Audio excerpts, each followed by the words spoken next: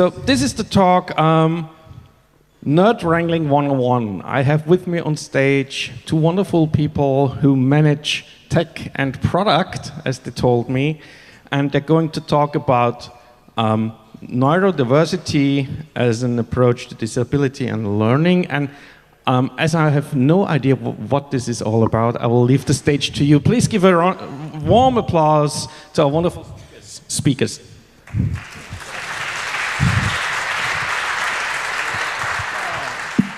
Hi. We're going to talk about neurodiversity and cognitive empathy. And if those two words don't ring a bell for you, don't worry, we're going to get that covered. They will by the end of the talk. Who are we? We're Meredith. Hi. And I'm Julian. We work at Mountain Noah Technologies, which is a small fintech startup. And Meredith managed the technical side of things, I managed the product side of things, and together we also manage a bunch of highly neurodiverse people who happen to be great people. We love to work with. We happen to also be, pretty neurodiverse ourselves, as it turns out. So neurodiversity.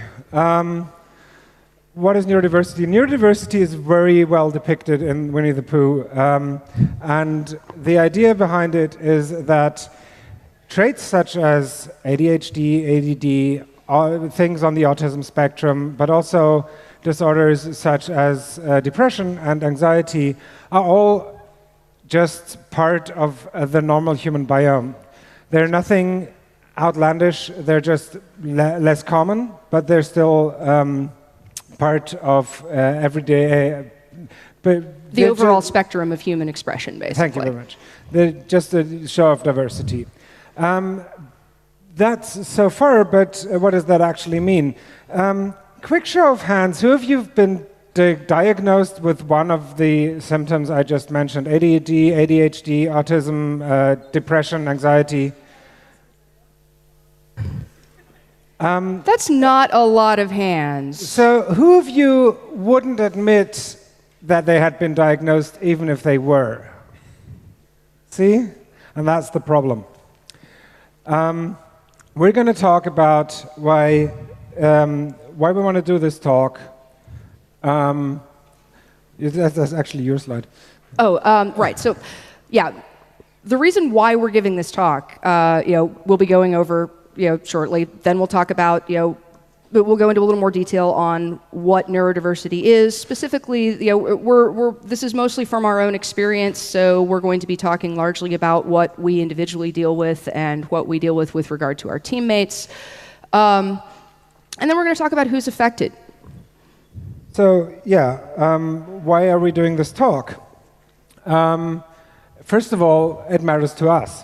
I'm diagnosed with ADHD. I'm autistic. And both of us have been in, work situations where processes and procedures that were tailored to people with a more modal, more neurotypical way of functioning, really did a lot of damage to us. We were not able to function in environments that expected behaviors that we weren't able to deliver and weren't willing to, help us cope with the differences of our own brains. Yeah. It should also matter to you, because while not all of you have been diagnosed with some sort of neurodiverse quirk, your peers probably have. At least if you're hackers, if you consider yourself nerds, if you are around a hackerspace, if you work in an environment where there are highly skilled people, you will probably encounter people who either have ADHD, or they're diagnosed with autism, or they are suffering from depression, and that should actually matter to you because you want to take them seriously. And there's stuff to be done about it, and that's what we're going to talk at the end, is how we approach dealing with a very diverse crowd. Yeah, I mean, these variations are not necessarily fixed points, and the processes that we organize for ourselves are certainly not fixed points, and there are ways to define processes that are much more accepting and welcoming to people with less typical traits. So let's explain neurodiversity a little. That's the intro.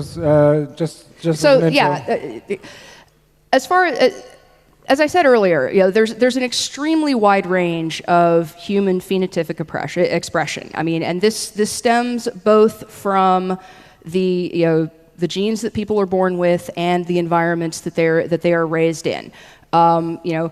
Many of the components of what people regard as disorders are actually coping strategies for environments that people were raised in. They learned these coping strategies early. They haven't learned to let go of them yet.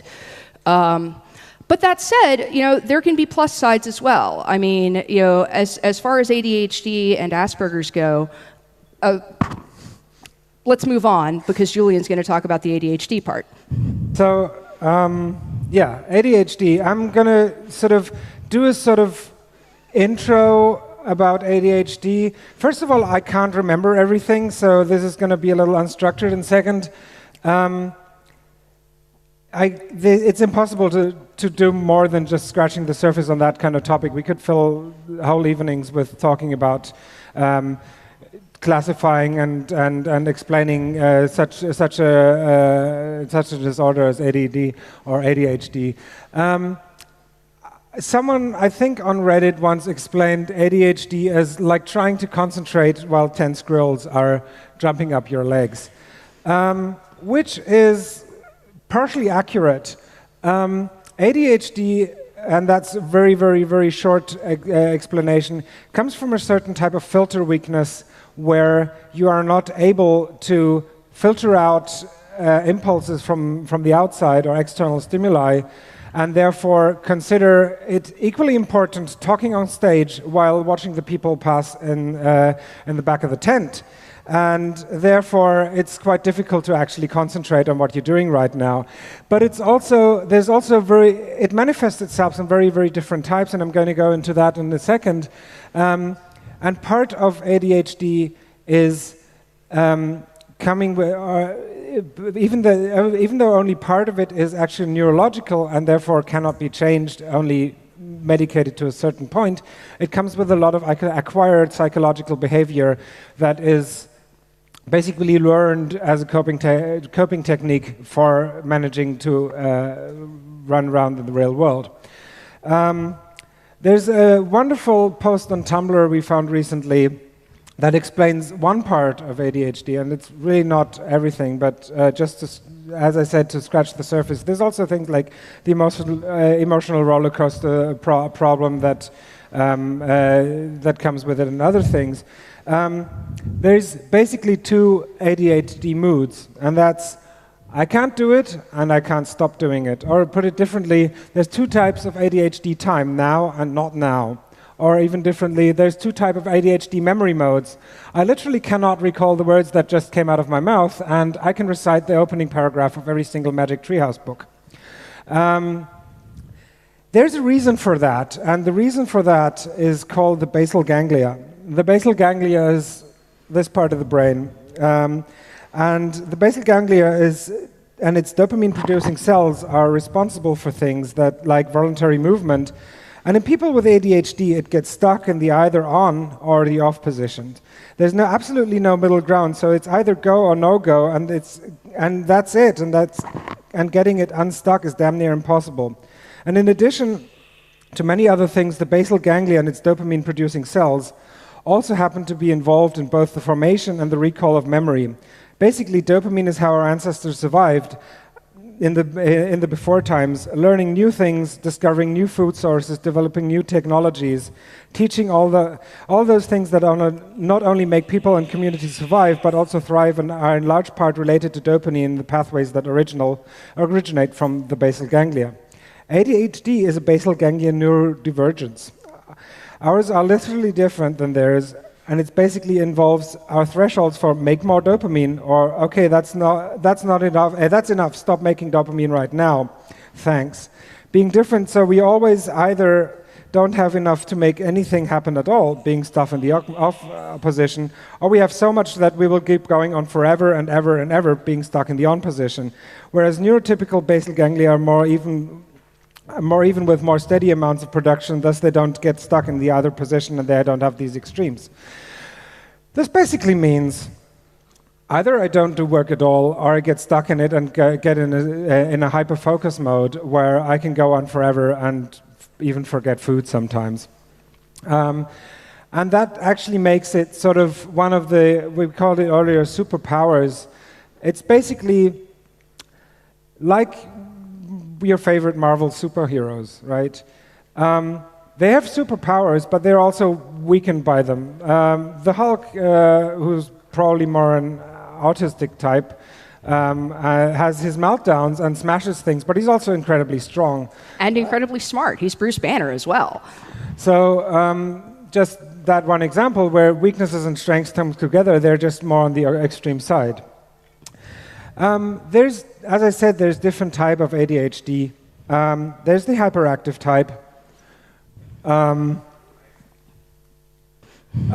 which is, Tigger. Tigger is inattentive, impulsive, hyperactive, restless, and bouncy. Tigger just wants to bounce. But there's also Winnie-the-Pooh, for example, who's actually not 100% ADHD, but still is. He's inattentive, he's distractible, he's disorganized, he's nice, but he lives in a cloud. But that said, he exhibits more of an inattentive type of ADHD. He's also very routine-bound. He tends to get distressed when his routine gets disrupted, and he also looks for comfort in certain stimuli, particularly taste. Pooh is possibly a hypo-taster, and looks for comfort in tasting honey. Yeah. So let's continue to the next slide, which is also yours, autism spectrum disorder. Somebody said this on Reddit, and it rings very, very true to me. I mean, being autistic is very much like being part of a movie where everybody else has the script. And in fact, oftentimes I find myself, when I need to prepare for something, something new, or calling up a new doctor's office or something like that, I will literally prepare myself a script to work through. One thing that a lot of people really don't understand about autism that I think is super important, and I wish more people understood, is that at the baseline, it's very much a disorder of difference in senses. It's like the gain is turned way up or way down on vision or hearing or taste, or even internal senses like interoception, your feeling of what's going on inside your body, or even your emotions. I mean, I know autistic people who are just super hyper aware of not just their own emotions, but the emotions of others. In my case, I kind of have crazy bat hearing. I can typically resolve conversations through walls and hear about 3 or 4 conversations going on around me at a time and keep track of them all. And this actually gets kind of overwhelming after a while. And so if I suddenly disappear at a con, it's probably because I've just gotten way too much audio input for the last couple of hours and need to go off and hide for a while. Pattern matching is also a huge strength among autistic kids and adults, but can also be a weakness. Studies on children have shown that autistic children recognize patterns faster than neurotypical kids do. They give them a pattern matching exercise, and the autistic kids pick it up quicker, but they're slower to recognize when the pattern has changed. And when that pattern changes, it can be kind of distressing. We're very detail-oriented, and that often tends to derive from increased sensory acuity. I know a lot of, more than one at least, autistic network admins who have set up audio pipelines that let them listen to the state of their network, because that's the sense that they process information most efficiently on. And now we don't really know why autistic people tend to be systematizers. There's still a lot of brain imaging going on, trying to figure out what exactly is going on here. We know that there are differences like, neurons tend to be locally overconnected, but underconnected over long distances compared to neurotypical people. We also know that there tends to be synaptic overgrowth. Autistic people don't prune away new synapses as fast as neurotypical people do, but we're still working on figuring out the implications of this. And so our Winnie-the-Pooh character for this that we chose is Roo.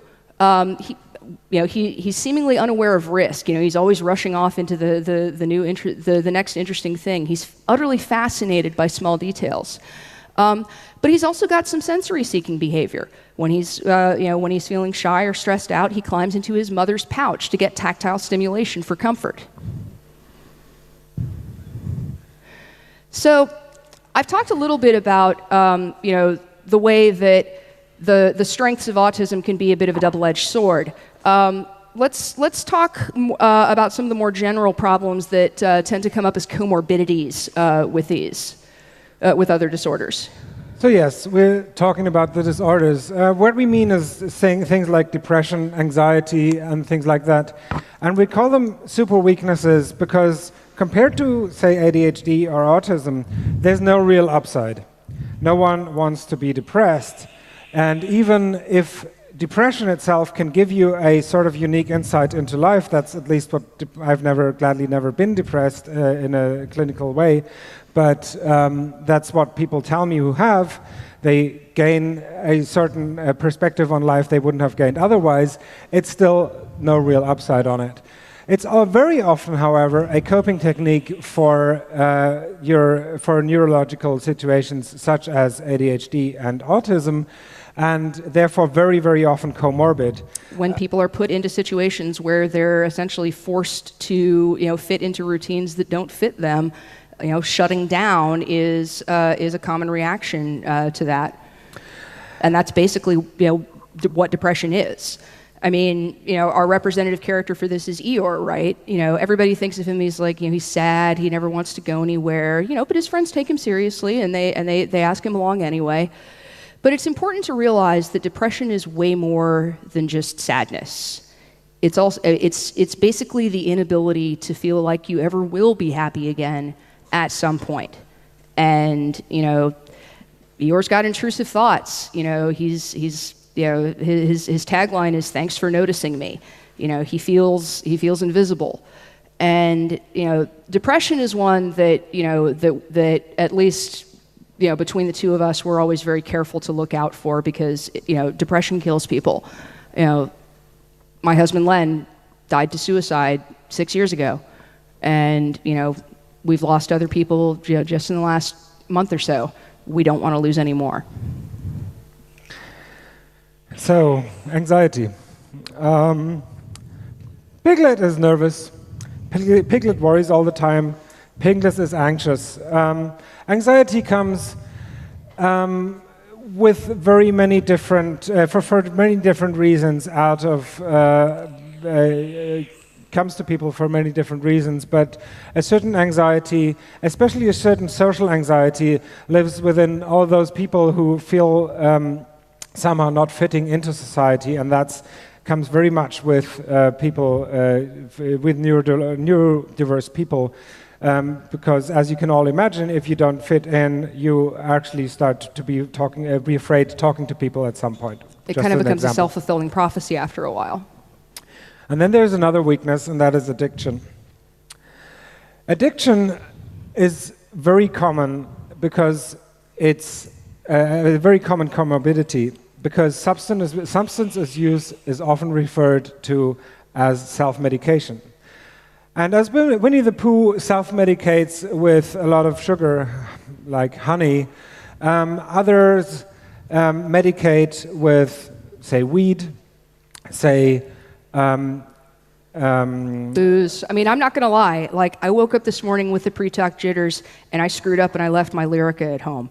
Lyrica is a GABA inhibitor. So is ethanol. Breakfast this morning was pancakes and stout. Also stimulants like amphetamines, because turns out Ritalin that is prescribed medically for people with ADHD is not that different from speed. So people who try this feel really, really much better during trying this, will probably tend to try it again or use it again, and therefore get into some sort of habit of using it, and then that slowly slides into an addiction. So yes, addiction to substances is very common, and it is a problem. And sometimes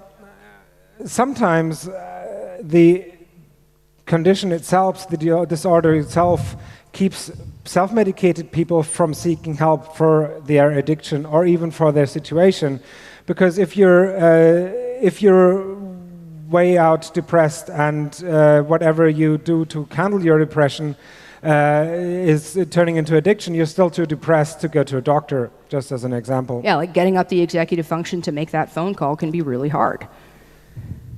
Then there's another thing that's not that much a clinical term, but it's still worth noticing because most of you will likely suffer from it, and that's the imposter syndrome. And I found this slide yesterday on Twitter, I think, and I found it really nice, so we put it up there. Yeah, I mean, I think this one tends to be a driver of a lot of pathology because people have a bad tendency to compare themselves unfairly. They think, oh gosh, what I know is just this small amount, and everybody else knows so much more stuff. But what they're not taking into account is that when they're comparing themselves to everybody else as a unit, like you're comparing one person to all the people, and none of us is as smart as all of us. It's much more fair to look at what other people know as the overlap of everybody's knowledge, which of course you're not going to be able to subsume all of. Yeah. Social aspects, also a very, very important point. And that also comes into what people are dealing with, for example, in their workplace. Neurodiversity is not visible.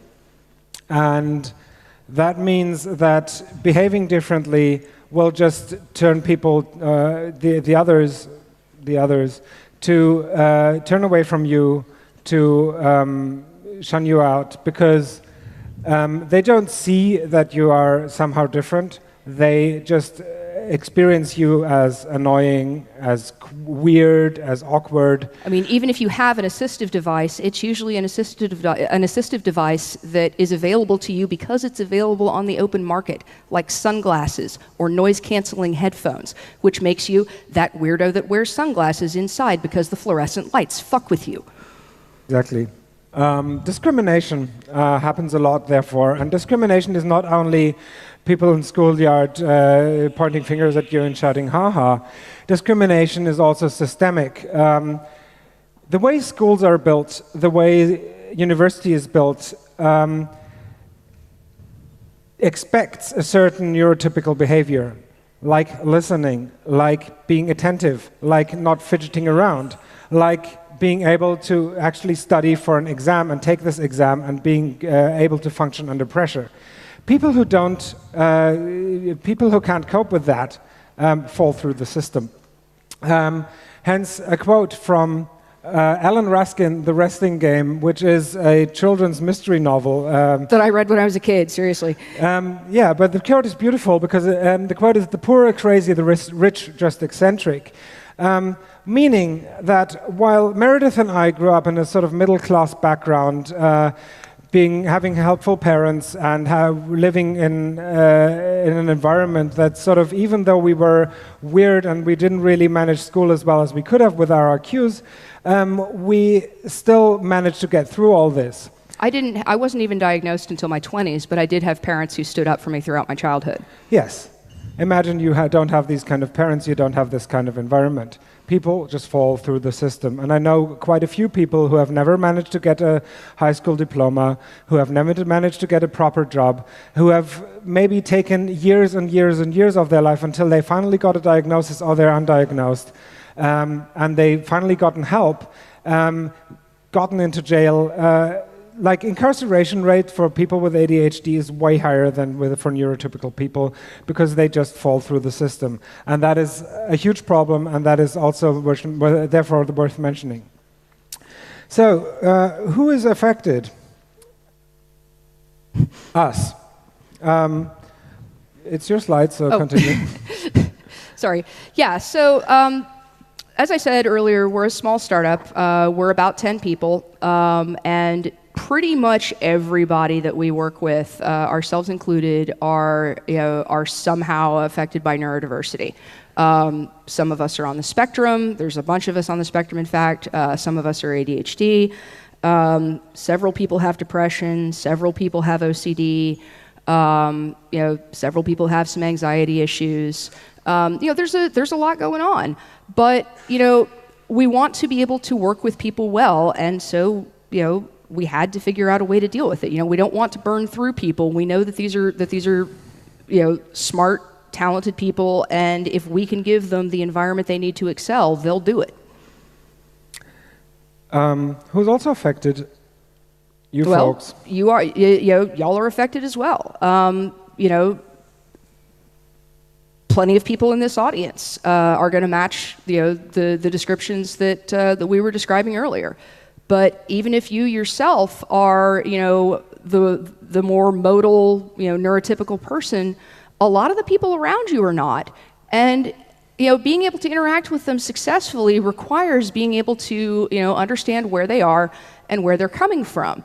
And I gotta say, the hacker community is a place where I've experienced more of that from neurotypical people than pretty much any place else I've ever been, which is why I stick around here. I'm not sure how we expand this out to the broader world, but we gotta start talking about it here. I mean, you wanna take people seriously, that means understanding where they come from.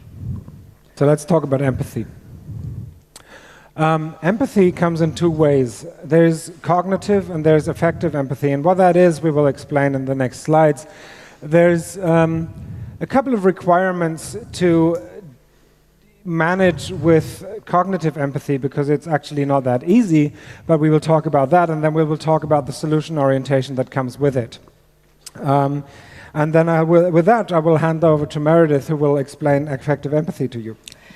Right. So most of the time when people think about empathy, what they're actually thinking of is affective empathy. Because you ask the average person, hey, what does empathy mean? They mean, being affected by what other people around you are feeling. And that's where it comes from, the word affect. And so there are basically two ways that you can be affected by the emotions of other people. One of them is other-oriented, and the other one is self-oriented. So if you're expressing empathic concern, if you're expressing sympathy and compassion for the suffering of other people around you, that's an other-oriented way of expressing affective empathy.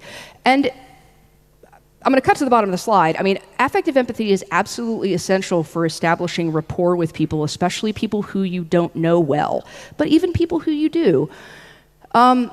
The flip side, however, of empathic concern is the self-oriented response of being personally distressed by other people's discomfort. And this is really not helpful, because you're basically shifting the focus from the other person's suffering onto, well, now I'm suffering because of your suffering, and that makes them feel bad, and it's just this horrible feedback loop of awful. And this can be hard to distance yourself from, right? Because somatic empathy is another facet of affective empathy that is literally baked into the neurons in your brain. You have a set of neurons known as mirror neurons, and when you perceive that someone else is in distress, or in any other mood for that matter, if you perceive their happiness, whatever they're perceiving, these mirror neurons will basically reflect that feeling onto your own emotional state. I mean, this is basically part of how we human it all. And if you have very strong somatic empathy, it can be very difficult to kind of tease that out from the self-oriented personal distress aspect of affective empathy. But empathic concern is still really, really important, when you're trying to be good to people. And basically it's a shitty tool for understanding other people, but it's a really good tool for getting them to respond to you. And by the way, we know that this slide is asymmetrical, and we're sorry to people whose aesthetic sensibility this offends. Let's talk about cognitive empathy. Right. So cognitive empathy, on the other hand, is, if affective empathy is about near mode, the right here and now, the present, what you're feeling, cognitive empathy is more thinking oriented. It's about understanding the state of mind that another person is in, and the perspective that they have. How are they seeing things? So the first step is to be able to take other people's perspectives, to be able to understand, where their motivations are coming from and what those motivations are driving them to do. And once you can do that, once you can both recognize and accept empathy and model to the other people around you how it works, you can start using it tactically. You can use perspective taking deliberately. And this is super important, right? Because if you try to use it naively, if you try to prod people into into giving you all the information that you need to make inferences before they're ready, you can make people shut down that way, right? So you have to be careful with with how you try to get people to open up to you. But basically, you hear sometimes, especially if you pay attention to the autism literature, about theory of mind. Simon Baron-Cohen talks about theory of mind as the ability to model what another person is thinking, what their state of mind is. I disagree with Baron-Cohen when he says that autistic people have no theory of mind. I think that we actually have a theory of multiple minds, whereas neurotypicals have the luxury of being able to get away with a theory of just one mind, one that is very much like their own. And so, in order to be able to practice cognitive empathy, like I said earlier, you have to be willing to step out of this perspective that may very well have been comfortable to you all your life in order to be able to take the perspectives of other people and understand them. So, what do we need to practice cognitive empathy, especially in a team, company environment? But it could also be your hackerspace or your open source project. First, you need courage.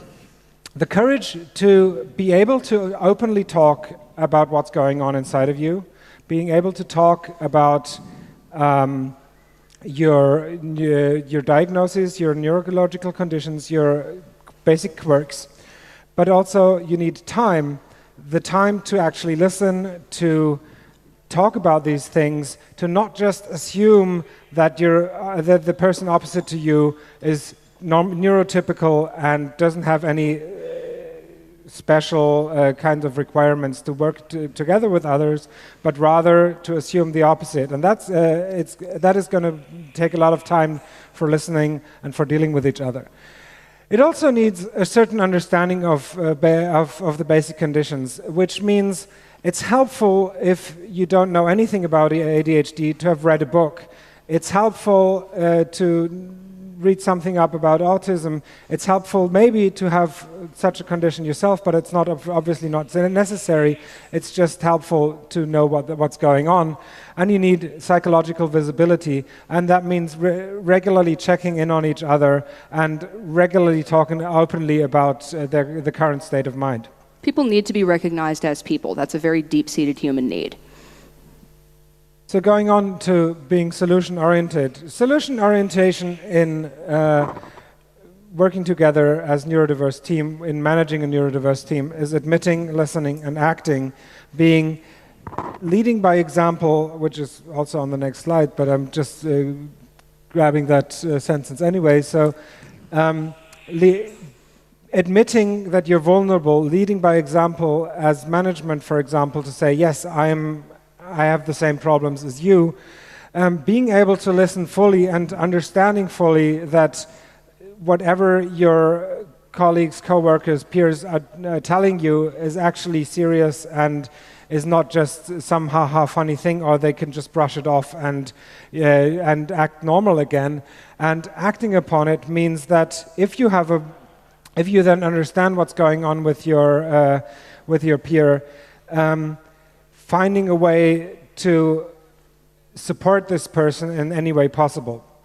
And that can be many ways, and we're going to show some examples later, but acting upon this is very much the next step, and it's not just listening, and it's not just comforting, it's actually doing something about it. It's helping people take steps to help themselves.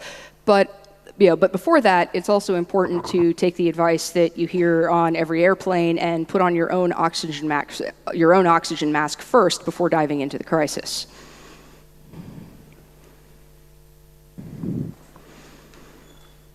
Okay, so there are four things that we're going to talk.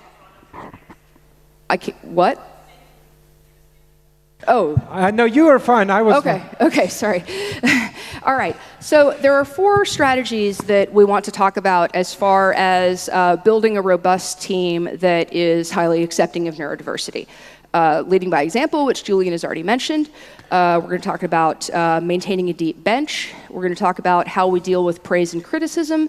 And then we're going to go into some practical examples of, from things we've actually dealt with at work. Leading by example. It starts by saying, yes, we are also affected. If you are, if you're not, it's at least a yes, I completely understand that you are neurodiverse in some way.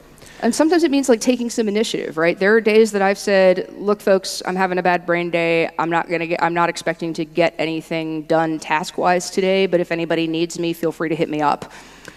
Next one is to make sure that it's okay to be vulnerable. Creating a culture of vulnerability and creating a culture of accepting that nobody is super strong, but people are actually weak from time to time. As our boss puts it, we're all a bunch of Alfa Romeos. They're super fast and super slick when they run, but they also need a really long time in the garage every once in a while. And that's basically the motto for our culture. We want Alfa Romeos, not alpha males. And the last part is listening. Listening to everybody and all the time and being understanding. And I've gotten into that before, so I'll just keep it at that. Maintaining a deep bench. Yeah, so maintaining a deep bench means making sure that people's technical expertise is widespread throughout the organization and that you have lots of people who are familiar with, with the different components of your system. You don't want to have any bottlenecks, in particular because being the bottleneck for something that people depend on is stressful in and of itself, and you want to not put that stress on people's shoulders in the first place. You want to keep the bus number on every component of whatever you're building high, so that if somebody gets sick or their brain is screwing with them that day, somebody else can pick up, move on a little with it, set it back down when they're ready to come back to it. Downtimes are a normal thing, though. Like, this is a thing you have to plan for. Like, you have to accept that the duty cycle of the humans under you is not going to be 100% ever. Praise and criticism. Right. So one of the most important lessons that I learned in the Army, believe it or not, is that it is crucial to praise people in public, but criticize them in private. Since then, however, I've also learned that it is important to make this public knowledge that is standard practice, because you don't want to end up in the situation where, everybody's getting praise, including, people who are also getting criticism behind the scenes, but everybody only ever sees themselves getting criticism, and so everybody feels like they're the only one ever getting pushback. Make sure that people know that this is the way you're going to do it, so that they don't always feel like they're being singled out even in private. It's also important to find understanding ways to criticize people, like sarcasm and criticism do not mix, not if you're trying to create a healthy team. And it's also important to praise people not just for, huge milestones, but, even small accomplishments, right? I mean, it's an important engineering skill to be able to break down a big task into smaller tasks. And so, when people say, hey, I got this step done on my larger task, I cheer them on, because that helps them to realize that, their work and the part of themselves that they put into it is being seen. And I can give a concrete example on that, because I recently talked to one coworker who called me up because of depression issues, and we figured out that one problem was that his tasks were feeling too large, even though they were standard software development 1 to 2 to maybe 3 day tasks. He was overwhelmed by them, so we actually sat down and tried to somehow break them down even further, so that he could have quick response and quick recognition for what he was doing, and that actually helped him to get better. Practical examples. And I already gave you one. The other one is that we, as we have team members who have regular anxiety problems, we established what we call an anxiety check-in. Basically, when people feel anxious and people, for example, have problems with asking for help, even in a work-related context, people are maybe suffering from social anxiety, it helps very much to check in once in a while and saying, listen, how are you? Can I help you? Is there something I can support you with? Instead of just waiting for them to ask for help. And sometimes this has to be an iterated process, right? I mean, sometimes it takes a while for people to open up to you, and you have to be willing to accept the answer of no. Like, if somebody's not willing to talk about something, you have to let them, accepting them means being okay with that. Give them time, and then maybe they will. The next one is providing both freedom and structure, and that's especially important in ADHD context. As an ADHD person, I would love to have no structure at all. Structure is really, really harmful. Not harmful, but annoying to me. And at the same time, without structure, I can't do anything. I need to somehow organize myself. And while I'm working, and our team is geographically spread out over 2 continents and 5 countries, we work mostly from home, so that is not exactly beneficial to giving people structure, so we have to find different ways. On the other hand, it's very helpful if you are absolutely incapable, and that includes me, of getting up early and maintaining some sort of daily 8-hour showing FaceTime sort of situation. In truth, you're way less productive than 8 hours a day. You mostly work in bursts, at least I do, and you're much better at sort of, if you get yourself organized, it's much better to actually accept that you're not going to be sort of on full speed all the time, but rather, if you decide to now is time for a nap or for a rest, then you actually do that. So that's the kind of freedom we actually like, and that works for us. At the same time, we need some sort of structure. For example, I'm gonna put that example later. Yeah. The next one is for you.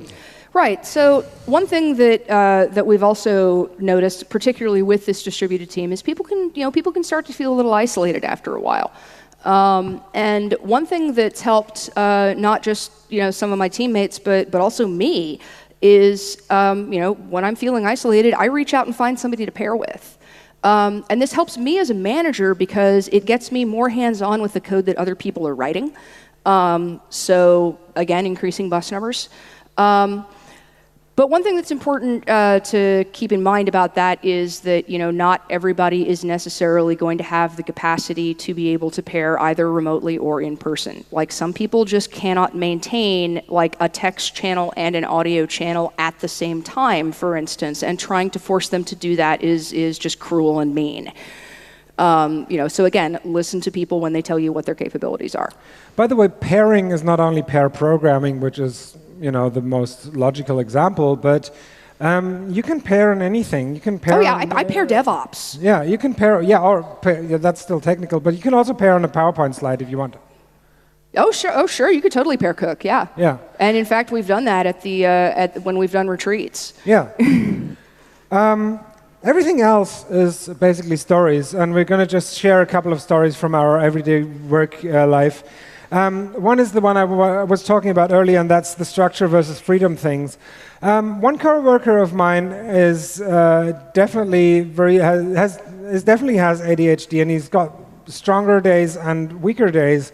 And recently, on a more weaker day, I called him up because we agreed upon calling. That's another thing we practice. We don't just call up people. We talk about it before. Do you want to rather chat or not? Because it might, impair their functionality afterwards, their executive function, when they are exhausted from a phone call. But we called because he likes to do phone calls, and I told him, okay, I need the following. And I need it in this manner. I want you to do A. I explicitly don't want you to do B, and I need it soon. 2 days later, he sent me B and said, I thought you want me to explicitly not do A. What did I learn from that? Well, first of all, next time I gave him a proper deadline and not just said soon, but that was an hour task, so he could have done it in the next couple of hours at least. He was distracted doing other things, very productive, but not what I needed right now. And the other thing was, that I now, after every call, after everything we do, I write down a protocol of exactly what we talked about and give him exact instructions, because obviously not everybody is capable of listening properly and at all times, and that will create problems at some point. So another example, Julian was saying that this developer had good days and bad days. Sometimes good days and bad days can be provoked by outside causes.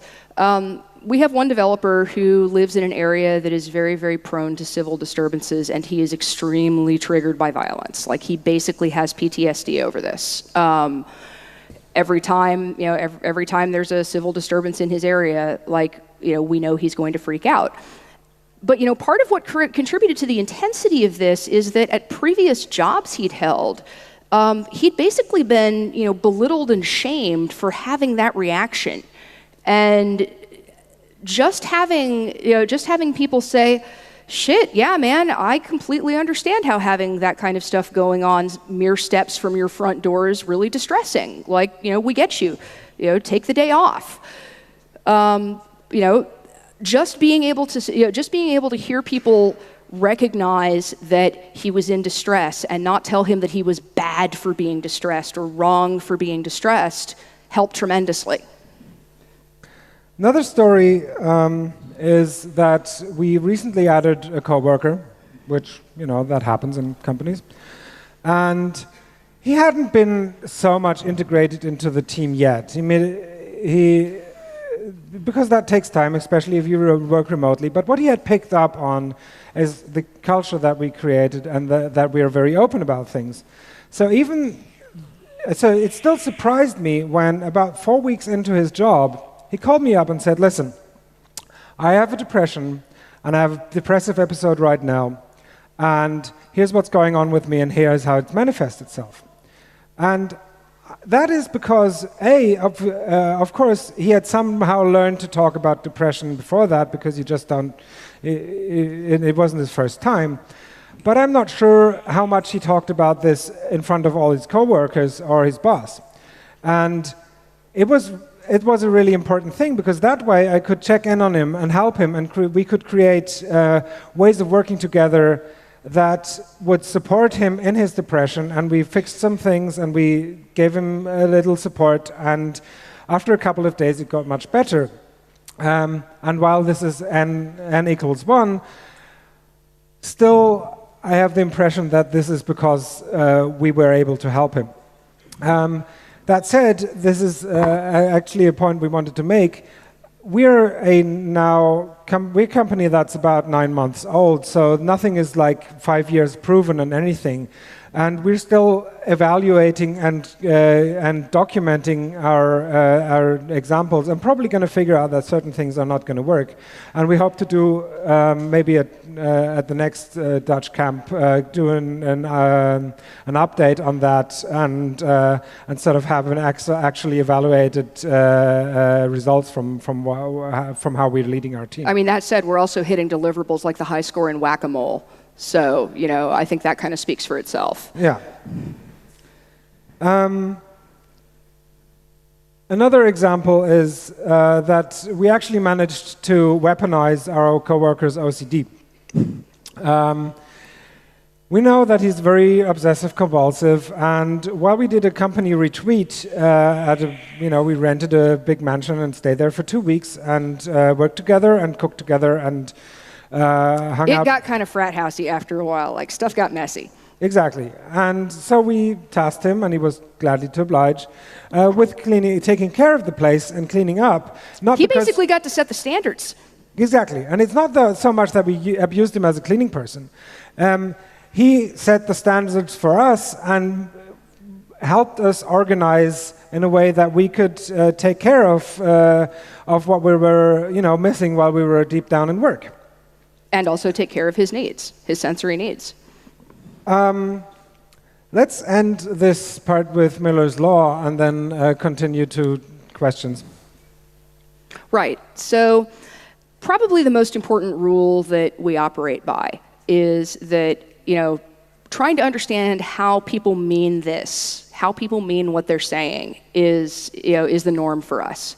Miller's Law was coined by George Miller, the same guy that came up with the magical number 7 plus or minus 2. And he said, to understand what another person is saying, you have to assume that it is true and try to imagine what it could be true of.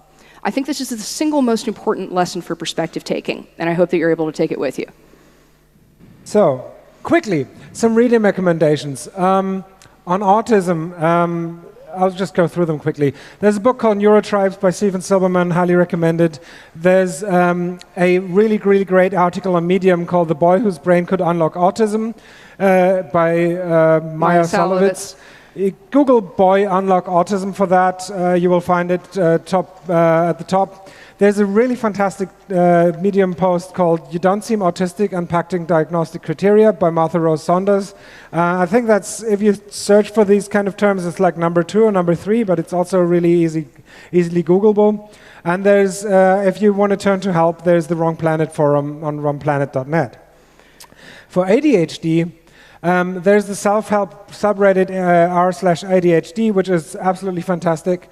There's a magazine called Attitude, which has some great articles. There's also all sorts of other articles. Books. The problem with books is if you have ADHD and you're not going to read them, you're probably going to stop by at the halfway through the title. If you want to read a book, I haven't read it myself, but there's apparently a book by Russell Barkley called Taking Charge of Adult ADHD that is written in a way that when you have ADHD, you're still gonna get through it somehow. And there's lots and lots of good YouTube videos on the subject, so if you go into that sphere, that's probably going to help you. Also, searching for advice, just go to the subreddit, put in something like books, and you will find long threads that will give you some more info on that. And by that, we say thank you and ask for questions. And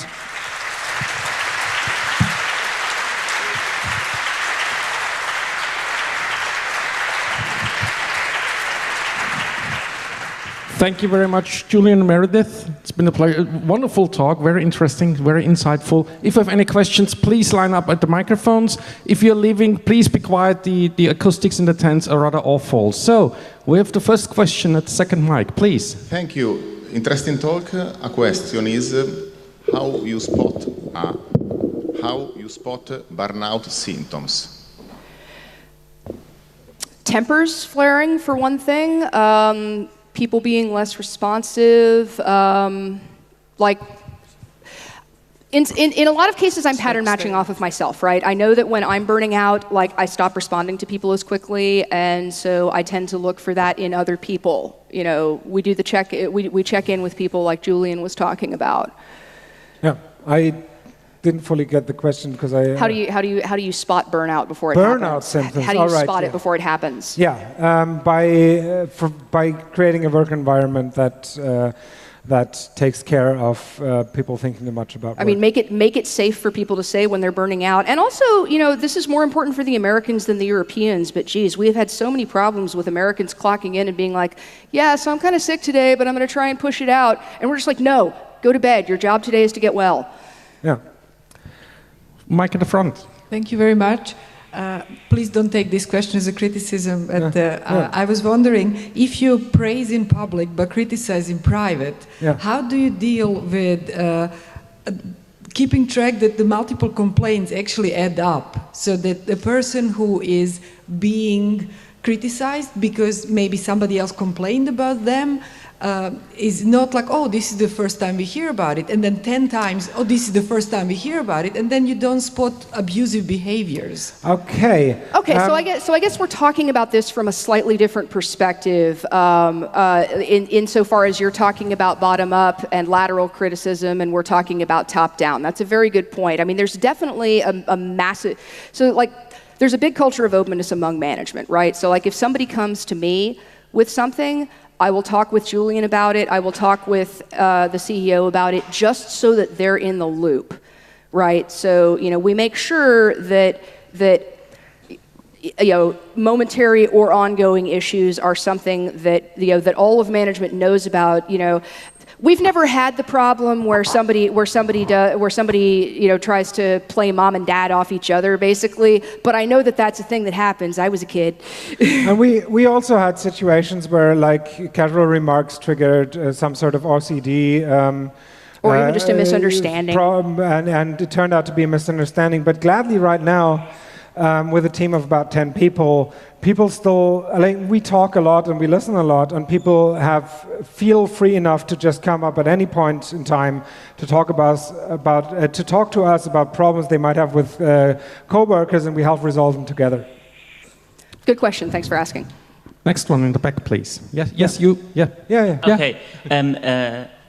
About the criticize in private thing, you have code reviews. Probably you have retros about what didn't go well in the project or in the current sprint. How do you deal with that then? Because if management or a coworker explicitly asks, what did I do wrong?